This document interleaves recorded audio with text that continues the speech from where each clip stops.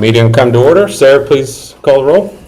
Jim Whitaker, Linda Barnhart, Eric Goff, Here. McKenna Norton, Present. Tim Lewis, Daniel Gant, Here. Michael Bush, Here. Donald Schmidt. Present. All right, recognizing my temporary stead this evening, I'll take a motion to memorialize. So moved. Second. All in favor, say aye. Aye. All opposed? All right. Approval of the agenda. Move to approve. Second. Motion seconded. All in favor, say aye. Aye. All opposed? Are there any sunshine speakers? No.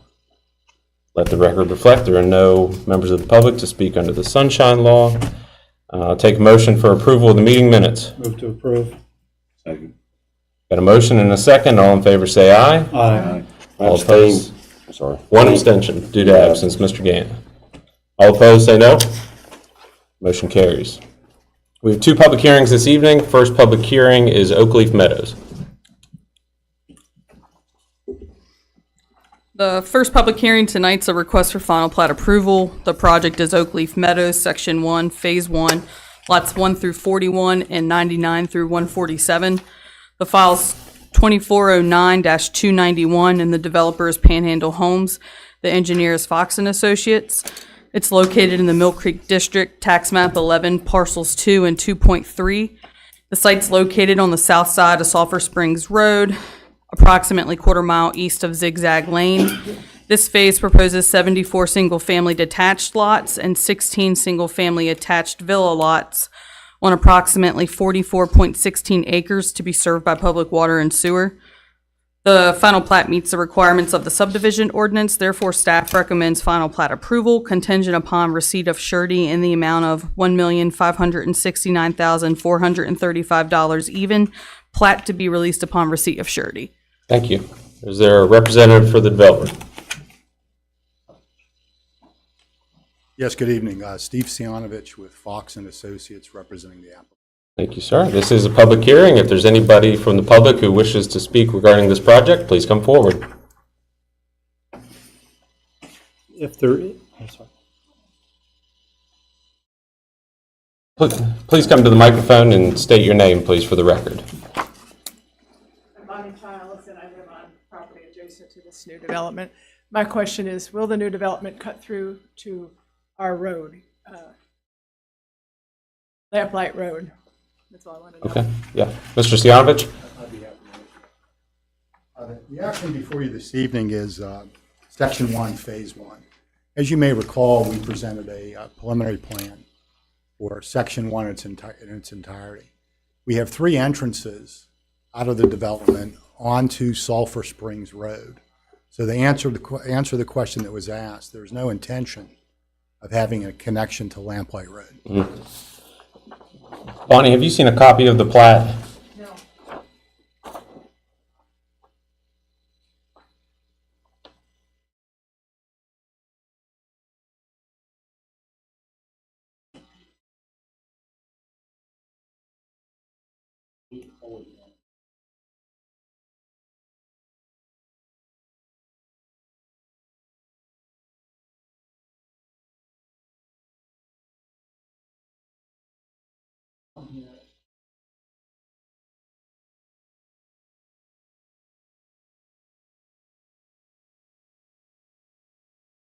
Yeah, thank you. Thank you, Steve. Sir, please come to the microphone and state your name. Roy Myers, 410 Grade Road. The sign that was out there that announced this is the land right across from that sign.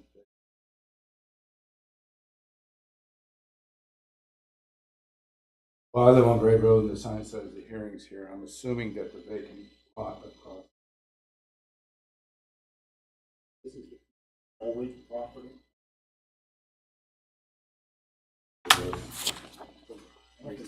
Oh, a different I project. think you're talking about Bella Vista, which is the next public hearing.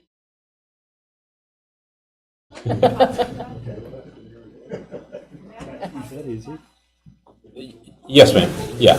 All of this information is public information as well. So if you ever have any follow-up questions, feel free to call the planning office as well. Okay. Any other questions from members of the public? If there are no other questions, I move to close public hearing. Second. Have a motion and a second to close public hearing. All in favor say aye. Aye. All opposed say no. All right, planning commissions, do you have any questions?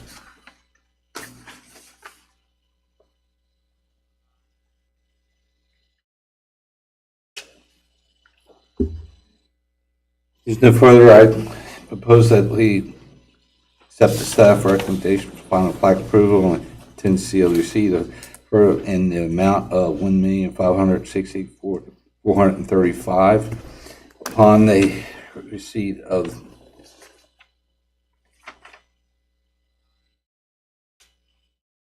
You've got a motion? You have a second? Second.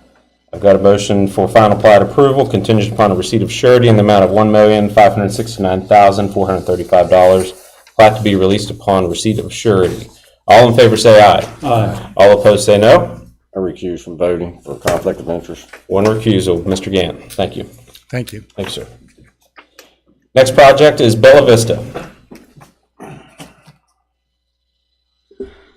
This public hearing is also a request for final plat approval. The project is Bella Vista, Section 1A, lots 1 through 5, 11 through 20, and 36. The file is 2306-225. The developer is Stewart BV Properties LLC, and the engineer is Site Planning, Design, and Survey. It's located in the Falling Waters District, Tax Map 1, Parcel 2, and is located 0.29 miles east of the intersection of Grade Road on the east side of Vineyard Road. This section is proposing 16 single-family lots on approximately 29 acres to be served by private well and septic. The final plat meets the requirements of the subdivision ordinance, therefore staff recommends final plat approval contingent upon receipt of surety in the amount of $332,976 even. Plat to be released upon receipt of surety and completed developer's agreement. Thank you. Is there a representative for the project?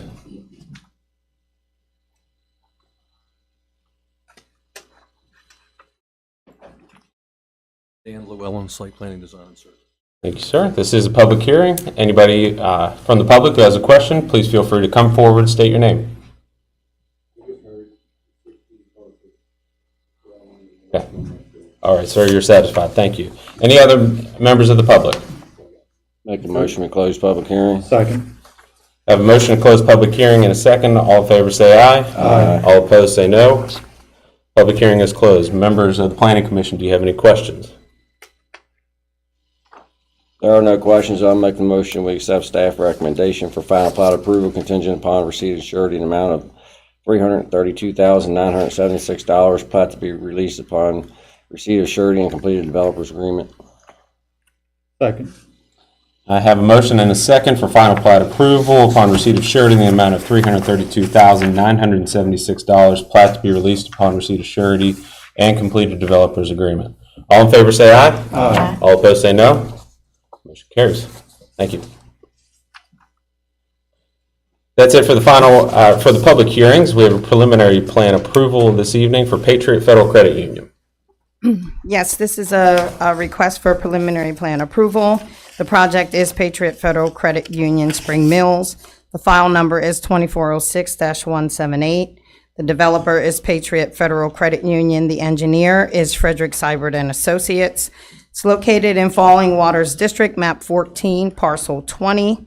This site is located at the northeast corner of the Brown Road and Williamsport Pike. The developer, is proposing a 2,895 square foot bank with a drive-through on 1.71 acres to be served by public water and sewer. No waivers or exceptions have been requested. On November 1st, 2024, County Engineer Doug Smith deemed the above-mentioned project was compliant with the subdivision ordinance 2009. The preliminary plan meets the requirements of the subdivision ordinance. Therefore, staff recommends advancement of the preliminary plan to the final plat stage. Thank you. The representative for the project. Yes, good evening. Trevor Frederick, engineer, FSA. Thank you. Members of the Planning Commission, do you have any questions? If there's no other questions, I recommend that we accept the staff recommendation of advancement of the preliminary plan to the final plat stage. Second. I I have a motion and a second for advancement of the preliminary plan to the final plat stage. All in favor say aye. Aye. All opposed say no. Motion carries. Thank you. Next up, we have a final plat determination for Southbrook. Yes, this is a request for final plat determination. The project is Southbrook Phase 2, Section 6A, lots 382 through 394, 414, 415, 429 through 436, open space U1 and stormwater management lot 56. The file number is 2410-323, tied to 2205-136. The developer is Chandler's Glen LLC. The engineer is Gordon. It's located in the Mill Creek District, map 3, parcel 9.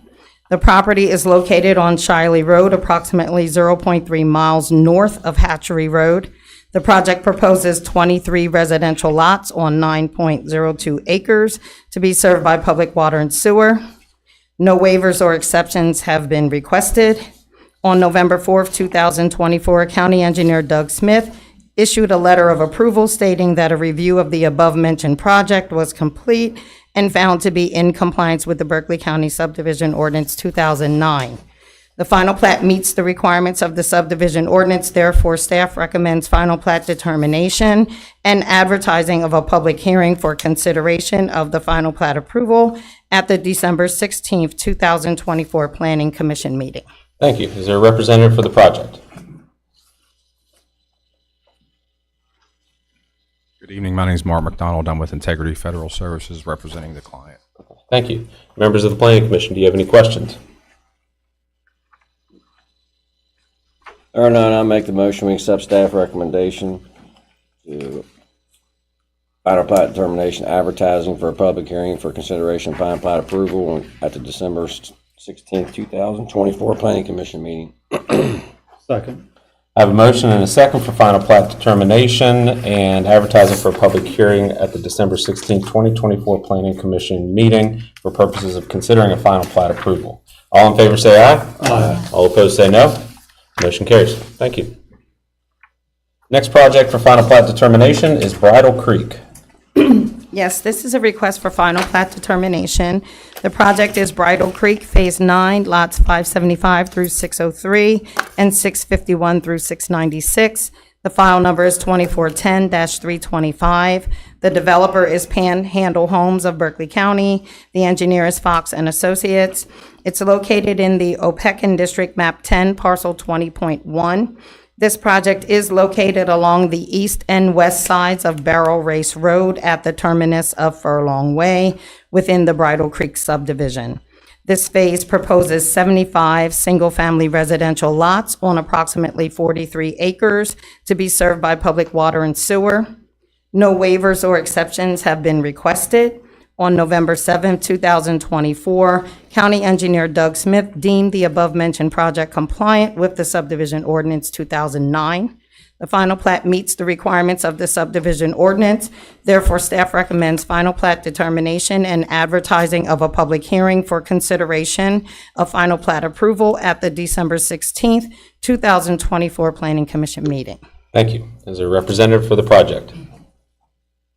Steve Sianovich with Fox and Associates representing the applicant. Thank you. Planning Commissioners, Planning Commission members, do you have any questions?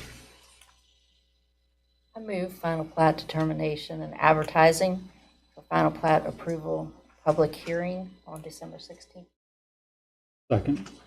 I've got a motion and a second for final plat determination and advertising of a public hearing at the December 16, 2024 meeting for purposes of consideration of final plat approval. All in favor say aye. Aye. All opposed say no. I recuse for conflict of interest. One recusal, Mr. Gant. Thank you. Motion passes. Thank you. Have a nice evening. Thank you. Next up, final item on our agenda this evening is a presentation the West Virginia Department of Highways has offered to present regarding traffic impact studies. So Ken Clone has been nice enough to be with us this evening to offer the presentation. I hope we'll have a few minutes at the end for questions of the commission and of the public that remains, and appreciate the open dialogue, as this is often a hotly discussed item in this body.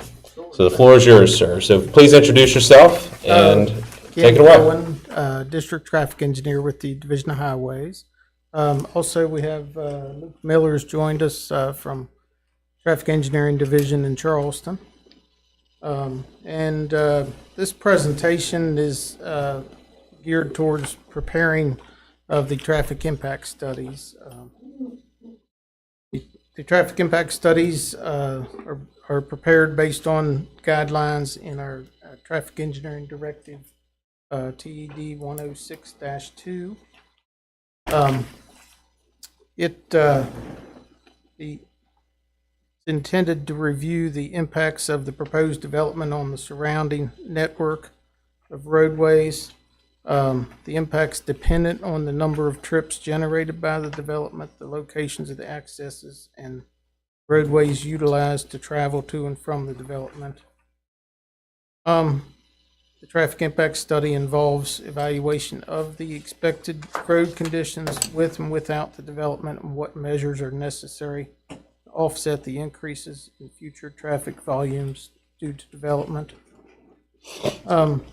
We get a lot of questions about when is the traffic impact study required. Normally, it's with a project that generates over 100 trips in the peak hour. Also, for smaller developments, it could be where there's a new approach that the intersection already is operating at a level of service D when the developer is requesting a new traffic signal or modification of an existing traffic signal. And also we allow older traffic impact studies to be updated when the data is, or we require a lot of times these to be updated when the data is over 2 years old. In some instances where the impacts from the development are obvious, such as just a need for a left turn lane or a right turn lane, we may forego the need for a traffic impact study for a development in a limited area that doesn't impact other intersections, for example. As long as the developer's in agreement with that. These traffic impact studies are required to be certified by a professional engineer licensed in West Virginia. And they also have to have a certificate of authorization from the West Virginia PE Board. At the beginning of the traffic impact study, we ask that the engineer meets with us to review a scope or at least present a scope for the traffic impact study. Once that scope is approved, then they can begin the full analysis. Preliminary discussion along with the scope is location of the entrances, any existing turning movement counts that may be available, trip distribution percentages, which means where to and from the traffic is expected to be coming from, and any pass-by percentages or internal capture that needs to be considered. Data collection is required as part of the traffic impact study. It's solely the responsibility of the developer or their consultant. If there was a previous study that's less than 2 years old or traffic hasn't changed in that area, they may be able to use an older traffic data as well. And in addition to the traffic volumes, they need to collect a lot more information about the study area, the roadway, lane width, shoulders, turn lanes, sight distance, etc. Traffic volumes need to be obtained at all locations and times agreed upon during the scope. The average daily traffic for all roadways within the study area can be obtained from our planning division. I guess that's actually in traffic engineering division now. And then turning movement counts need to be obtained during the peak hours, Friday 7 to 9 a.m., 3 to 6 p.m., and Saturday midday 11 a.m. to 2 p.m. The counts need to be obtained while classes are underway in schools or universities in the area during favorable weather conditions, and not be obtained during the holiday weekends, sportings, or special events. And they also should indicate the presence of bikes or pedestrians, volume of heavy vehicles, and any transit that exists in the area. And peak hour factor should also be used, calculated in the analysis. Regarding the trip generation that we talk about, the developer's engineer needs to provide that based on the Institute of Transportation Engineers information. Typical study peak hours are for residential developments Friday AM and PM. Industrial is also Friday AM and PM. Office, it's the same, but retail and commercial facilities Friday PM, sometimes AM, and then Saturday midday. We talk about pass-by trips. These are trips that if someone's already traveling by and they decide to stop at a retail establishment or a convenience store or something like that, sometimes those are discounted in the studies. Also, there's internal capture that can be considered if you have a large commercial development that combines commercial and residential. Next screen is just an example of that internal capture that can be considered to reduce the overall trips to and from the development. The next screen shows a little bit more information showing the same thing and some internal capture reduction. And then we require some data displays so that the study is better understood with the existing turning movement data, the background turning movement data. That includes already approved developments in the area, projected new trips and pass-by trips, and then the total combined turning movement data that's expected. And this screen shows an example of that data that you may see. Also showing the, forgot to mention all the existing turn lanes, their lengths, and the distances between the intersections. The next screen shows a little more information showing on the left it's existing traffic volumes. On the right it's a full build traffic volume. All the analysis as part of the study should be conducted using the latest edition of the Highway Capacity Manual. And we allow the following software to be used for this analysis: HCS, Synchro, and Sidra. Any others require prior approval from Traffic Engineering Division. We talk about the level of service a lot. The level of service, or LOS, for all the intersections affected by the development should be no worse than the level of service before the new facility opens. If it is determined that the level of service of an intersection is adversely affected as a result of the proposed development, the TIS shall recommend all reasonable improvements, turn lanes, additional through lane signalization, etc., to alleviate projected problems. And one thing some people don't understand, but it may be it may be necessary to worsen the level of service and increase the queuing inside the development to ensure that the state highway continues to operate at an acceptable level of service.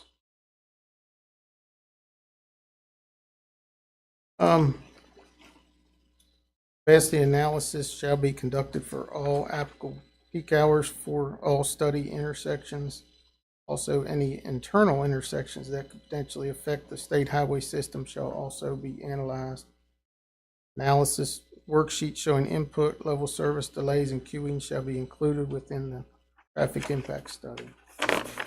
And here's a graphic showing what we're talking about with level of service. We have an A, B, C, D, E, and F with either a signalized or unsignalized intersection, and you can see A being free flow, insignificant delays, level service F being the worst, where there's excessive delays, jammed conditions. We also require queuing analysis to be conducted as part of the study included in the report, and any recommendations for turn lanes, or if there's any need to extend an existing turn lane. They also need to identify any overlapping queues with adjacent intersections. Any geometric improvements should be based on the AASHTO Green Book or the Division of Highways Design Directives. And then if the development is large enough that it changes the classification of a roadway, the developer may be required to provide mitigation such as widening to allow for a safe and efficient flow along the roadway. Under improvements, sometimes they may be recommended with or without proposed development. For improvements recommended based on existing conditions, they should be included within the recommendations section of the TIS, but listed separately. Any improvement shown as an existing need, a non-developer responsibility prior to development, must be clearly corroborated with engineering data. And we do use these to develop projects and identify needs for projects, you know, even without the development proceeding.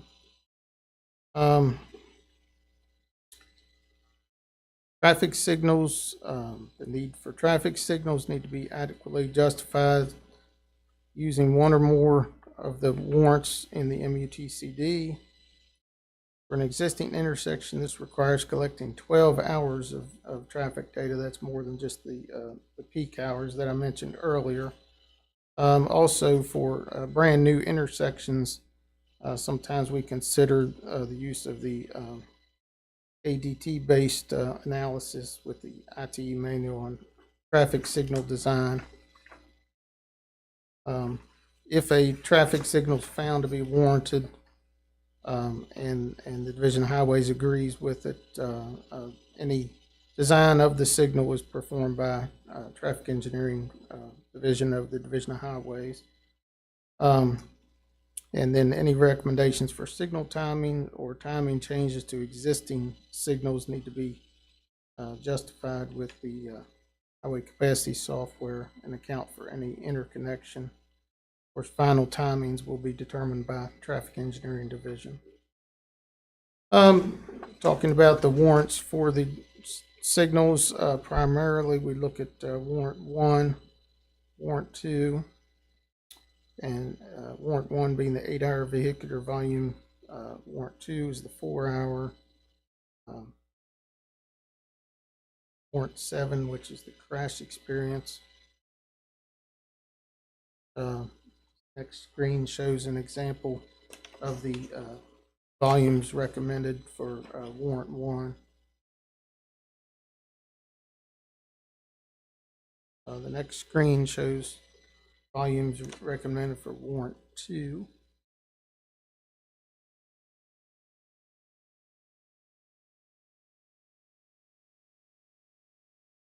And then warrant 3, which is the peak hour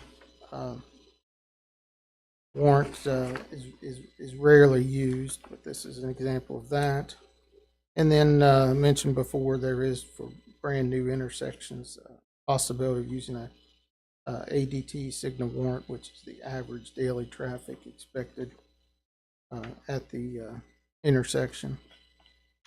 We also require the right turns to be discounted using the Pangoni's theorem based on the guidelines on this sheet here. So if you have an intersection with a heavy amount of right turns, there may be an opportunity for right turn on red or right turns without a signal to be safe operation. So that's why we consider that adjustment. And then always want to mention that traffic signals can actually increase the number of rear end crashes, and this is an example of the crash modification factors, and they aren't always the answer for every situation, and just because they're warranted, we may not necessarily recommend a signal. Other traffic control that may be needed needs to be identified in the traffic impact study, and use appropriate reference documents to justify that. Also, something that we have a hard time with is no internal intersections, driveways, or parking aisles to be shown to be within 100 feet of the state highway. So that's usually a tough lift for some developers, but that's to keep the flow from affecting the main line of the state road. And the typical organization of this study is shown on this slide here. The review process, we ask that digital copies be submitted to Perry Keller in the Office of Economic Development, and then also copy Luke and myself on those copies. Also, we require those to be provided to the municipality, the county, or the MPO that's involved in those areas. While the Division of Highways is the approval authority, any comments received from the above entities must be addressed appropriately. So we make sure that that's taken care of, and we always appreciate all those comments from the counties. So y'all have any questions? Thank you, Mr. McClellan. Yeah, I'm sure there'll be some questions. Just as a matter of order, maybe we'll open it up to the Planning Commission first, and then the group at large. Members of the Planning Commission, do you have any questions of Mr. Clowen? I would be unfair to not say anything with Route 9 in Hedgesville, because I live west of Hedgesville and try to come into Martinsburg at 8 o'clock in the morning. You pack a lunch and breakfast, because that's how long it's going to take you to come down Route 9 and get through Hedgesville itself. I struggle because I'm not a PE engineer, but I'm a mechanical engineer. So I always struggle with data and how this data is collected, because there's good data and there's bad data. It all depends on how you collect your data and at what time. And I've read through your document before you gave it, and I appreciate your document, by the way. But I really struggle with Route 9 and when the data was collected. And I know the hours you say and when it was. And I know for one fact, because I kept an eye on it, some of the data was collected during the summer months, not school, when the school season was. And when the school season comes on and the schools are open, Route 9 becomes a parking lot at 8 o'clock in the morning and 4 o'clock in the afternoon. Like eastbound the one way, westbound the other. For example, you're pulling into the elementary school, anybody's coming from the the westbound to eastbound, wants to make a left turn, the traffic's all the way through the light and down and around to the post office and sitting there because one person is trying to make a left turn into the elementary school can't, or a person trying to pull into the next townhomes, which is, there's no turning lanes. There's no left turning lanes there to come out for them to make that. And it sits there. Along with all the moms, and I won't say that with young ladies here, but all the moms are sitting there to pick up kids at that elementary school and all parked along the road, Route 9. It becomes a really, really dangerous area. And everybody, to me, and I tell everybody, I know it's a crazy situation that had 9 coming through Hedgesville. I know you made some changes and made a short turn lane with the light in Hedgesville, but it's still, you sit there in the morning and it's going to take you 3 light changes sitting at the post office working your way up to get through that light. So I struggle a little bit when the data's collected and what you're looking at to improve, because you say every 2 years you look at and restudy or look at your data again. Is that correct? As far as the average daily traffic, those numbers are collected every 3 years. Is that what you're talking about? Yes. It was collected in the summertime? Yes, Okay. yes. Yeah, you had your hoses out and all the data collection during the summertime and not during the school season when the peak traffic seems to be Right. a lot worse than our school season than it is summer months. Now, summer months, you have your peaks and valleys, just like anything. There's not a straight line with data, and there shouldn't be. In any kind of data, it should have its high peaks and low peaks. And during the summer months when the people come up to camp out, or in the fall of the year when people come to see the leaves, the traffic study changes.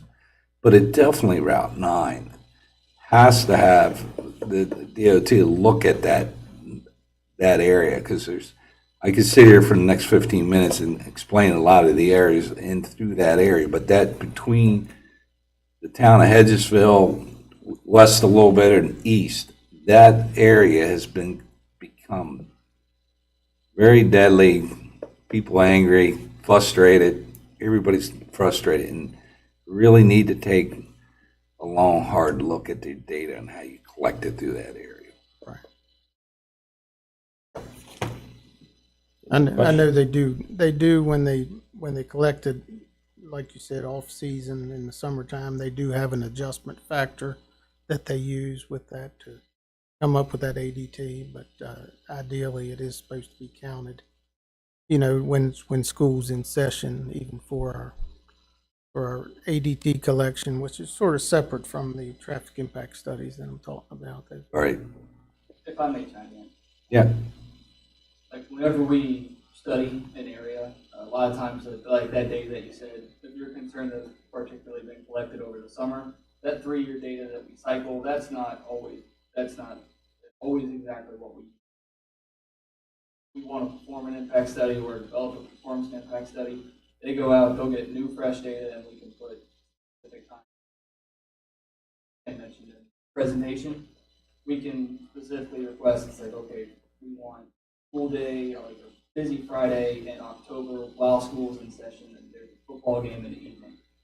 That's specific dates that we have. So if there is a study that is very involved, and I know even all the way down to Charleston, I'm very aware of the issue that everybody has on Route 9, especially there through Hedgesville. Yes. But hopefully that clears up. If there is a specific study, then we will look at it. But that's the only thing I was, by looking through here, is collecting what I always will say, accurate data. It's, you know, Right. and some of that, and some of the, when we look at our data that we use, you know, we sometimes use data that's, and I won't say outdated, but it's not clear information of what the study should be looking at exactly at certain periods of times and peaks. So. That's why, you know, having that local perspective is always good. You know, I live in Martinsburg. I don't always know what's going on in Hedgesville, but I'm aware of the problems. So. Come on out to Rustic Tavern Road in the morning, and then you and I'll take a ride down to Martinsburg. Right. Right. I'm very familiar with the intersections, but Yeah. like I say, I'm not there every day like some other people are. Mr. Clone, when projects come in front of this planning commission, by and large, if there are concerns, they generally relate to school capacity and roadway safety and capacity. So I've tried to just compile a couple of those questions just to get your thoughts on, to the extent you could share some of that. First is, if a citizen of Berkeley County has a concern over a roadway condition, existing or proposed as a result of a project, how do they get in contact with the Department of Highways? They can contact me directly. I can provide my card if you need it, but contact information's in the back of the presentation. Yeah. Is there a website or anything we could send them to? Is there a public comment period as part of this? Because there's pink signs for development projects, but I don't see a corollary for the Department of Highways. So how would a citizen know that there's something, an improvement planned or a change planned with regard to a state road? Well, and that's typically through the planning commission, that we really rely on you all to get the word out. And then if someone has concerns, then feel free to send them my way. Okay. And you mentioned in the presentation the various regulations that apply to various traffic issues, which the specifications, frankly, are above my pay grade. But the comment has come up time and time again that there's one set of universal rules for the whole state of West Virginia. I understand now that there might be some discretion with the Department of Highways as far as which metric may be used. How difficult of a standard is that to meet, to have some sort of deviation, and how much project-specific deviation is there in the Eastern Panhandle? Because what's happening in the Eastern Panhandle is highly unique to a lot of other areas in the state. If there's a safety-related issue for a specific project that can be addressed, we can ask the developer's engineer to provide a safety analysis looking at the crash data. Can you think of any other examples, Luke? No, I mean, not off the top of my head. I would say that, I mean, we really do try to lean a lot as far as engineering judgment from here to there. Like,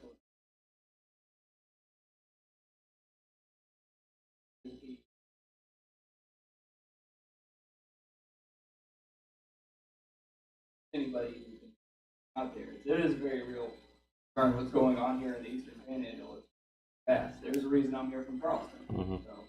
So we are more than aware of it, even all the way down. And speaking of developers proposing things, it's come up in this body before where two specific scenarios which seem kind of shocking as a layperson to this. One is that a developer has proposed a turning lane or indicated they proposed a turning lane to the Department of Highways, and Highways said no because we don't want to maintain it. And then the second being that developers pay in their fair share as a result of the traffic impact study, but that the work is not done by the Department of Highways in a timely fashion. So is there any response from the department on those issues, which it seems like the developers have been trying to do the right thing or have indicated they've tried to do the right thing, but that it's really the Department of Highways that might be holding back some of that progress or tangible results?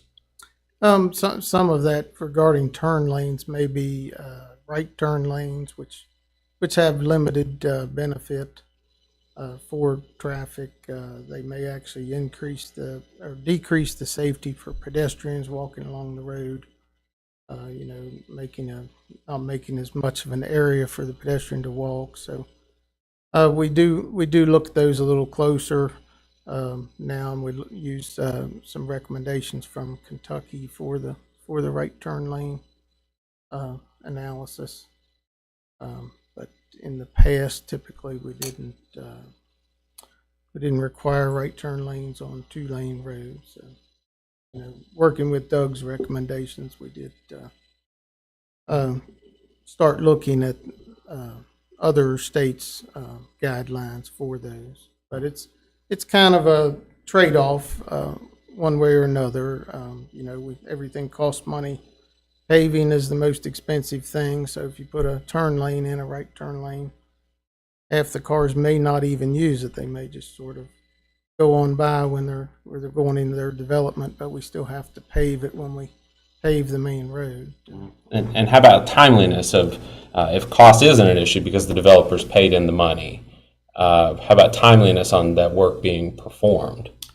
That may have to do with, the only thing I can think of would be maybe a traffic signal, for example, and we really work with our folks in Charleston to get those completed quickly, but right now with materials, poles, electronics, everything has been delayed, so it seems like it's taking twice as long to finish traffic signal projects than what it used to.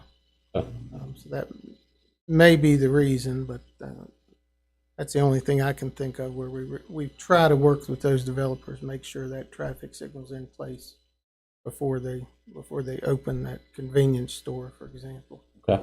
Last question, I promise. Is your presentation focused on traffic impact studies? But there's obviously a large body of work that happens in this commission related to entrances. And some of those projects may not trip traffic impact studies. And so what type of input is there for a citizen with the Department of Highways for the placement and the type of entrance that's being proposed to be constructed or modified? They can also contact me regarding that. Any commercial entrance in Berkeley County, I review it myself in the field, review the plans. We do occasionally require turning lanes for developments that don't require a traffic impact study. So there may be a need if you have a busy enough road for a turn lane for a certain business, but yet it still doesn't trip the need for a traffic impact study. And I think that's a big concern in a county like Berkeley that doesn't have zoning right now. Right. And we live on a system of largely two-lane, if that, country back roads. And so if there's some commercial users coming in, I could see that being an ongoing issue in the future. Members of the Planning Commission, any other questions? I have a couple, I won't say questions, but statements. For example, Route 9, the right-of-way varies anywhere from 40 feet to 50 to 55 to 80, depending on what's been improved over the years. But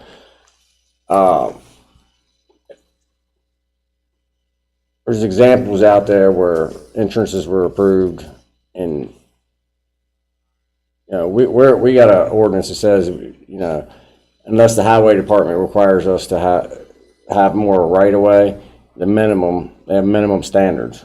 So Doug can't force them to have more right of way than the minimum standard unless you all require them to have more right of way.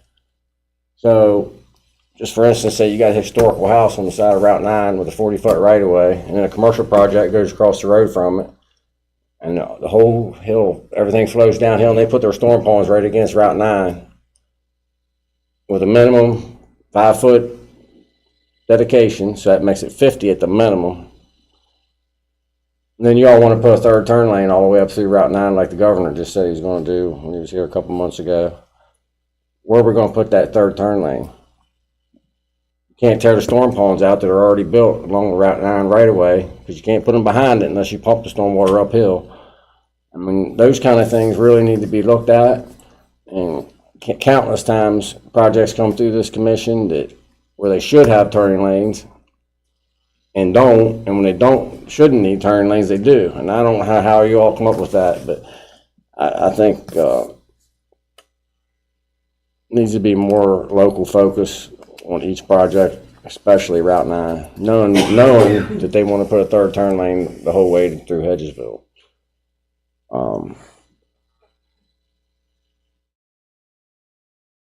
Well, regarding the turn lanes, we use the national guidelines. Yeah, but there's gotta be some common sense too.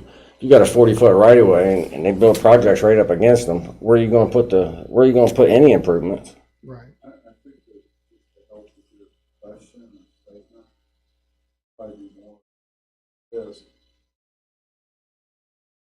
going to have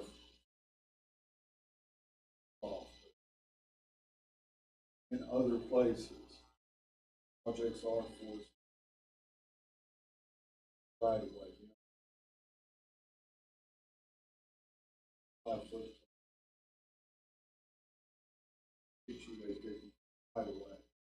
Know that case of US 11, West Virginia 9, or even 20, that's probably worthless. It's not enough. It needs to be 60 to 80. If you were planning for future use. So the whole question becomes is, is there a document out there that state or you could look at in this district and say, hey, roadway, that's going to get improved. That should be 75-foot right of way all day long off the center. But as these projects come in, you can't tell the developer that's part of the subdivision process. We'll dedicate that. That's what I'm getting at. Whereas it's already dedicated over and the state has it. Now, improvements can go forth without having to go out and maybe procure a few right of ways versus Buying houses and right. I mean, ruining.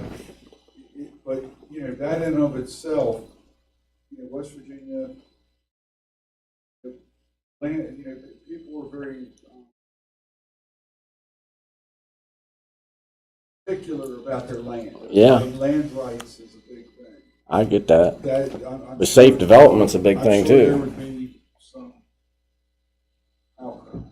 Well, and that's a good question about the right of way, but from what I understand, we can't dictate that. I'll ask my colleagues and see if I can find out for sure and maybe work with the county. Because what we would be saying is what it goes back to really kind of where we are right now. Had a few comments about right now, some of the roads are beyond, at least in our eyes. We're looking at what can we have bigger subdivisions come in, say on Drive Run, 901. Yeah, 901's a good example. Nighttown, there's several farms out there that are becoming very ripe to be picked. Oh, and That would be 600 to 800 to probably 1,200 if they did it. The question is, can Nighttown itself? well, and it's like in front of my house. The state come through and bought right away on Harlan Springs Road. You turn to Routers. They built that new bridge. They bought right away on the other side, and then they bought property off of my lot in front of my house. The bridge is there now was supposed to go to 2 lanes on the other side, and then they was going to build a new bridge to tie into the existing 2 lane. And I was told there's going to be 4 lane all the way to 901. They bought all that property, did all that engineering, moved power lines, moved power poles, and then nothing happened. My guess is there's been so much development down through Nighttown that it would cost a fortune to get that down through there now. I mean, I don't know what the plan is for that now. If it might have just been thrown in the garbage, I don't know. But 9, 11, 9, some of these major Harlan Springs. I mean, there should be, we should be looking down the road as far as those roads are going to have to be widened and not let all these projects build right up against them. I guess that would be the biggest help for us. I don't know, DOH can look at their crystal ball and say, hey, if we were to do that, we would be looking to have a 6-foot right of way. That would be great for us. We can help secure that. It would be less for you to have to worry about at some point, but at least it's better than not doing. We know that a lot of times. You got to do something. You have to do I know something. that when I tell them you need the highway reserve line 25 foot off the center line, that's just I probably need 40 feet. All up at every You run off some of these roads today, Doug, as you well know, if you just veer off the road, you're gonna hit a telephone pole. You're gonna hit a telephone pole because they're right against the road. Drainage, so on. It's not just the pavement. Yes. The carway, you still have drainage, shoulder, as Ken just mentioned, possibly sidewalks. And then you have the other issue of your roadside design safety. You've got poles that should be back. Absolutely. The minimum is 6 foot, preferably 10. 10, should be 10. Well, So you've got those restrictions. You know, if you were gonna do a right-of-way improvement, that's what. that's a good question, but it's something we may have to work with the county Yeah. on. But from my personal perspective, on the primary roads, we're not going to turn down additional set-asides, for future widening, but they need to be justified somehow. If you looked at one and you said, hey, our future for this would be, just throwing a number out there, what that would tell us is, get 40 foot off the center line, next to the subdivision, how the getting's good, Yeah. so to speak. Well, In it's other like, words, to save the state some money, at least that's that much right away they don't have to purchase. Or, if you did, buy take.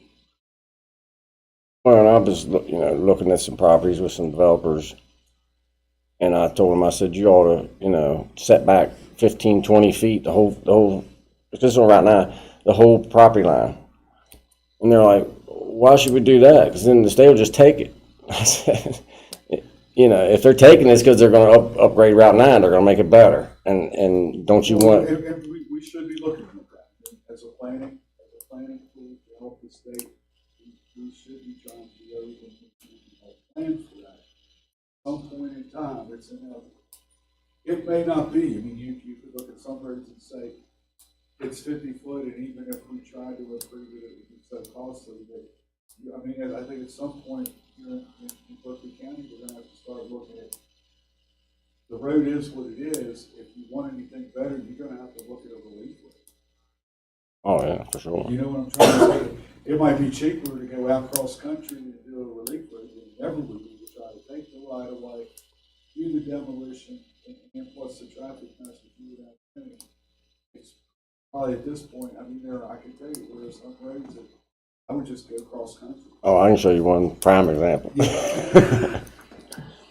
But that's just, my biggest thing is like Route 9 and 11. I mean, because the right-of-way varies, and it comes to choke points, and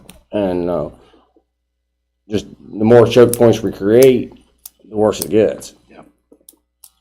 So that's all I got. How about anybody from public staff? Anybody have any questions to address? Yes, sir, please. Down to hear from me. Romney, a couple of weeks ago, met with Fab in our region. And you and Romney, you were not, were you? I didn't think so, but I'm going to address this because you're from Charleston. Because Ken's already heard my spiel, and when we handed it to him in writing our concerns. I got elected to this office because people are fed up with the roads in Berkeley County is one of the top reasons, okay?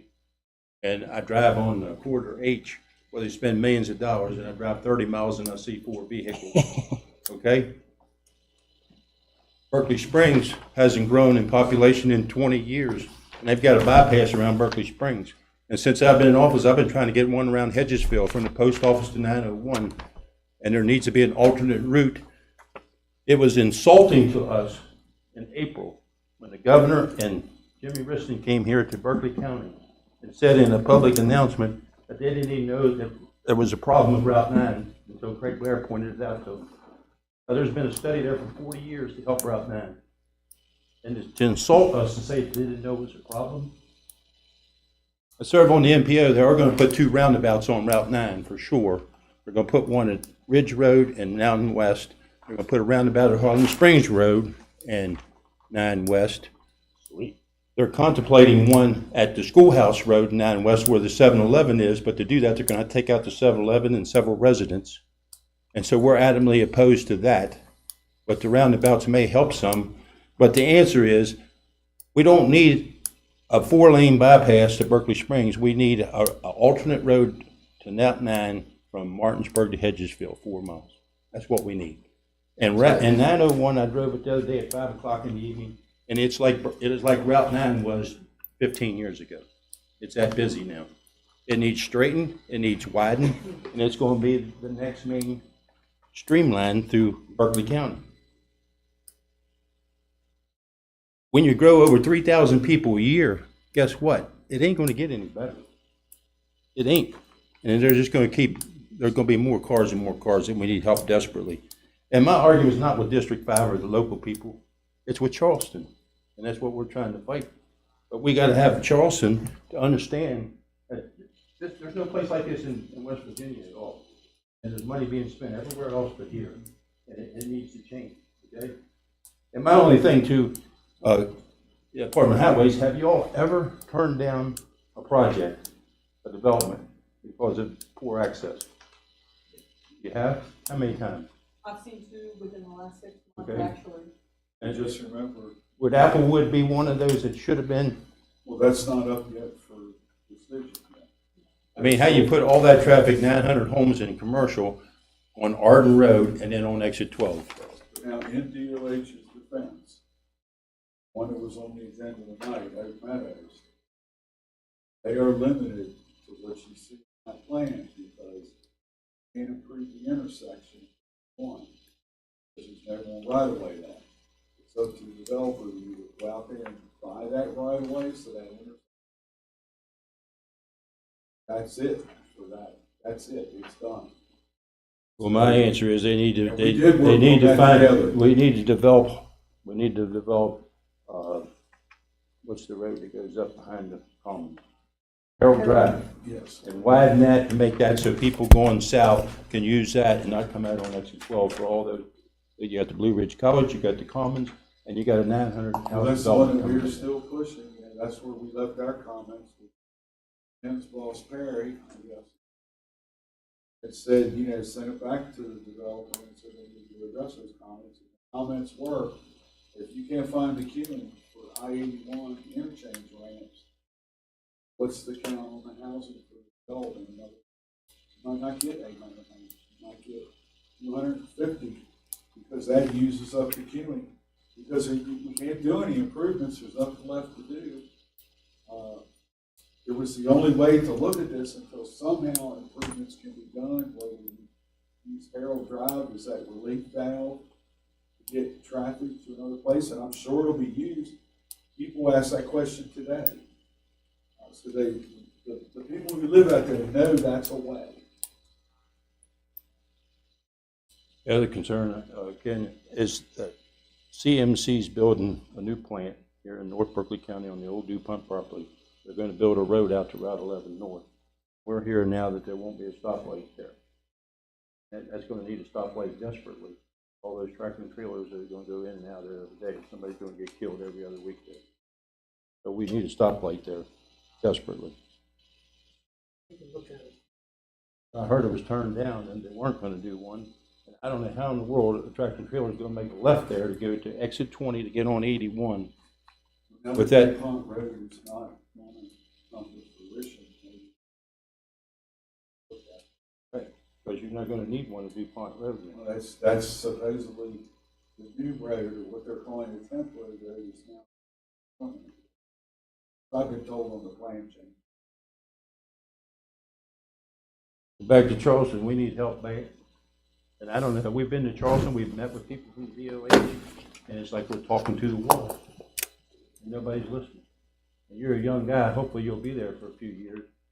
Will you start taking some of this message back from here and tell us we need help and help us here? I'll do my best. Hope you would do that, okay? Thank you. Thank you, sir. Anything else?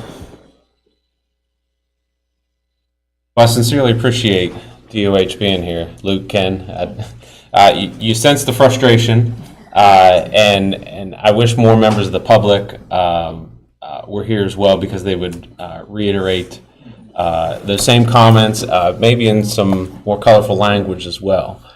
But these challenges are real, and you know, the need for improvement is significant. So thank you all. Look forward to continued work. Thank our staff too to work with you directly. It sounds like that relationship is really starting to pay off, and so the concerns of this county are being heard. That being said, anything else from staff? I'll entertain a motion to adjourn. Set to adjourn. All in favor, say aye. Aye. We are adjourned.